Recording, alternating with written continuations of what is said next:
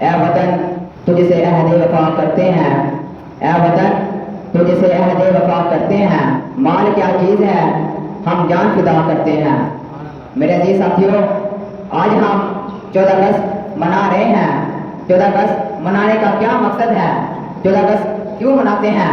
یہ صرف چھٹی کا دن نہیں ہے، یہ اللہ کا ہم پر بہت بڑا احسان ہے۔ 1947 میں 14 اگست کے دن ہمیں لا الہ الا اللہ کی بنیاد پر ایک ملک ملا جس کا نام ہے پاکستان۔ میں عرض کرتا چلوں کہ پاکستان کو بنانے کا مقصد کیا تھا، پاکستان کے بننے کی وجہ کیا تھی۔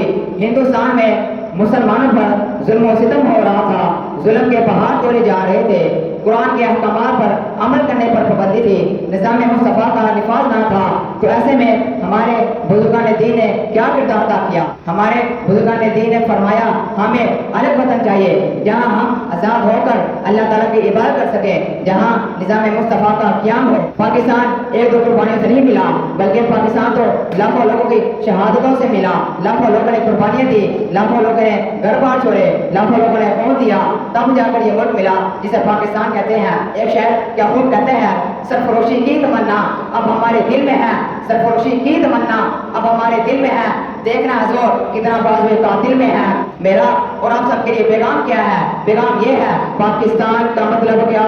لا الہ الا اللہ۔ پاکستان کا مطلب کیا؟ لا الہ الا اللہ۔ ہمارے بزرگان دین کا خواب تھا کہ پاکستان میں اسلام قائم ہو، پاکستان میں اسلام کا نظام ہو، عدل ہو، رحم ہو، انصاف ہو، محبت ہو، شفقت ہو۔ یہ کام تو ہوتے رہیں گے، اس کے بعد ہماری ذمہ داری کیا ہے؟ ملک مل گیا، اب اسے اسلامی پاکستان بنانا ہے۔ اسے اسلامی پاکستان کیسے بنائیں گے؟ اس کے لیے ہم نے 3 کام کرنے ہیں۔ سب سے پہلا کام، اپنا تعلق اللہ تعالیٰ سے پختہ کر لے، اپنا تعلق اللہ تعالیٰ سے مضبوط کر لے۔ مضبوط کیسے ہوگا؟ 5 وقتہ نماز باجماعت ادا کرے، اللہ تعالیٰ کی عبادت کرے، قرآن کریم کی تلاوت کرے، اللہ تعالیٰ کی عبادت کرے۔ دوسرا کام، اخلاق اپنائے، سچ بولے، رشوت نہ لے، جھوٹ سے نفرت کرے، سود سے نفرت کرے، والدین کی خدمت کرے، والدین سے محبت کرے، چھوٹوں سے محبت کرے، بڑوں کی اطاعت کرے۔ تیسرا کام، وطن سے محبت کرے، ملک کی عزت کرے، جھنڈے کی توہین نہ کرے۔ یہ سب ہم کام کریں گے تو اللہ ہمارے ملک کو اور عزتیں دے گا، ترقی دے گا، ہمارا ملک عروج بڑھ جائے گا۔ وطن سے محبت کے بارے میں ایک شعر کا گروپ کہتا ہے وطن کا معاملہ اور اس میں ہے دل کی بات، ہے وطن کا معاملہ اور اس میں ہے دل کی بات، کہنا پڑے تو کہہ دے جان بھی قربان ہے۔